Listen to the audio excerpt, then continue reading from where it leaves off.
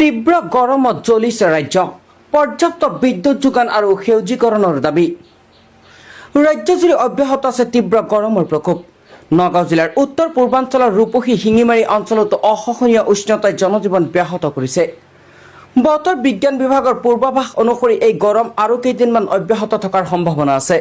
প্ৰচণ্ড ৰ'দ আৰু উষ্ণতাৰ বাবে বহু লোকে ঘৰৰ বাহিৰলৈ ওলোৱাত সংকোচ বোধ কৰিছে আৰু গছৰ ছাঁত আশ্ৰয় ল'বলগীয়া হৈছে অঞ্চলটোত অনিয়মীয়া বিদ্যুৎ যোগান আৰু কম ভল্টেজৰ অভিযোগ উত্থাপিত হৈছে ইয়াৰ ফলত স্কুল কলেজৰ ছাত্ৰ ছাত্ৰীৰ পঢ়া শুনাত অসুবিধাৰ সৃষ্টি হৈছে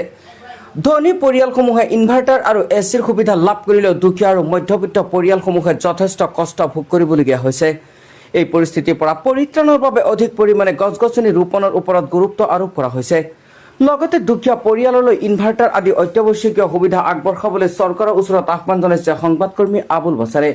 অতি প্ৰয়োজন নাথাকিলে ঘৰৰ বাহিৰলৈ নোযোৱাৰ লগতে পৰ্যাপ্ত পানী পান কৰি স্বাস্থ্য সুৰক্ষিত ৰাখিবলৈ তেওঁ সকলোকে আহ্বান জনায়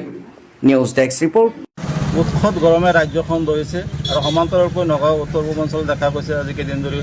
গৰমৰ প্ৰভাৱটো বেছি প্ৰকোপটো বেছি আৰু এই গৰমৰ পৰা পৰিত্ৰাণ পাবলৈ হ'লে আপোনালোকে নিজ ঘৰতে থাকিব বিশেষ যদি কোনো ধৰণৰ কাম নাথাকে তো ঘৰতে থকাটো ভাল ময়ো ঘৰতে আছিলোঁ আৰু ওলাই আহিলোঁ যিহেতু মানুহৰ লগতো চলা মানুহ আৰু আপোনালোকক আমি দেখুৱাম যে নগাঁও নলতলী ৰাজ্যিক ঘাইপথতে যাতায়াতৰ অৱস্থা একেবাৰে হেৰেঙা মানুহ বিশেষ কামৰ কাৰণে খালি ওলাই আহিছে নহ'লে নোলোৱাটোৱে ভাল আৰু এই গৰম যিটো আপোনাৰ প্ৰাকৃতিক ভাৰসাম্যতা বিনষ্ট হৈ আছে আপোনালোকে নিশ্চয় জানে আগৰ নিচিনা ফৰেষ্টবিলাক নাই এইবিলাক কাটি কুটি তহিলং কৰিছে গতিকে আমাৰ যিটো প্ৰজন্ম আছে নতুন প্ৰজন্মক আমি বচাবলৈ হ'লে আমাৰ গছপুলি ৰোপণ কৰিব লাগে আমি প্ৰত্যেক বছৰে 100-200 গছপুলি আমি ৰোপণ কৰোঁ ৰাস্তাৰ কাষতে নিজৰ ঘৰৰ চৌহদতে নিজৰ ঘৰৰ আগতে আৰু ৰাস্তাৰ কাষতে গছপুলি ৰোপণ কৰিব লাগে আৰু আমি দেখিবলৈ পাইছোঁ যে এই 2-3 দিন ধৰি আমি নগাঁও নলতলী ৰাজ্যিক ঘাইপথে যেতিয়া অহা যোৱা কৰোঁ তেতিয়া যিবিলাক নগঞা আপোনাৰ গাঁৱৰ ৰাইজ আছে মানুহ আছে এইবিলাকে আপোনাৰ বেছিভাগ গছৰ তলতে আশ্ৰয় লৈছে আৰু গছৰ তলতে আপোনাৰ যিহেতু মানে আপোনাৰ আৰাম পায় বতাহ পায় আৰু গছৰ পৰা যিটো আপোনাৰ অক্সিজেন পায় তাত মানে বহুতখিনি আৰাম ঠাণ্ডা আৰু দেখা গৈছে যে আপোনাৰ যিটো বিদ্যুৎ বিভাগে খামখেলি কৰি আছে আমি বালিকাত বহুত অভিযোগ পাইছোঁ যে ভল্টেজ কম আৰু নিয়মিত বিদ্যুৎ যোগান ধৰিব পৰা নাই গতিকে এই ল'ৰা ছোৱালীৰ আপোনাৰ পৰীক্ষা আহি আছে গতিকে বিদ্যুৎ বিভাগক আমি অনুৰোধ কৰিছোঁ ৰিকুৱেষ্ট কৰিছোঁ যে আপোনালোকে বিদ্যুৎটো ঠিকমতে দিয়ক কাৰণ আমাৰ ল'ৰা ছোৱালীবিলাকৰ পৰীক্ষা আছে গতিকে এই পৰীক্ষা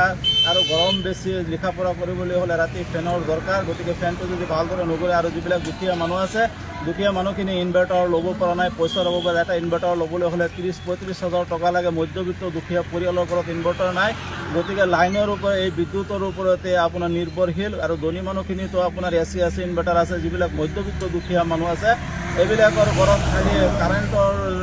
হেৰিটো আছে সেইটোৰ ওপৰত নিৰ্ভৰ কৰে আৰু কাৰেণ্টৰ বিলটো আজিকালি আগতীয়াকৈ দিয়ে ডিজিটেল মিটাৰত এডভান্স পইচা দিয়াৰ পিছতেহে লাইনটো পায় গতিকে ছাৰ্ভিচটো যদি ভালদৰে নিদিয়ে তেনেহ'লে আমাৰ যিবিলাক দৰিদ্ৰ দুখীয়া মানুহ আছে এইবিলাক বিশেষ ধৰণৰ এইবিলাকৰ ল'ৰা ছোৱালী লিখা পঢ়াৰ ক্ষেত্ৰত বিশেষ ধৰণৰ অসুবিধা হ'ব আৰু গোটেই দিন গৈ যেতিয়া ৰাতি শুই অলপ মানে শান্তিতে শুব নোৱাৰিব তেনেকুৱা অৱস্থা হৈছে আৰু আমি আপোনালোকক দেখুৱাম যে কেনেকুৱা গৰমে দহিছে আমাৰ নগাঁও উত্তৰ পূৰ্বাঞ্চলৰ সামগ্ৰিক দৃশ্যটো আপোনালোকে চাব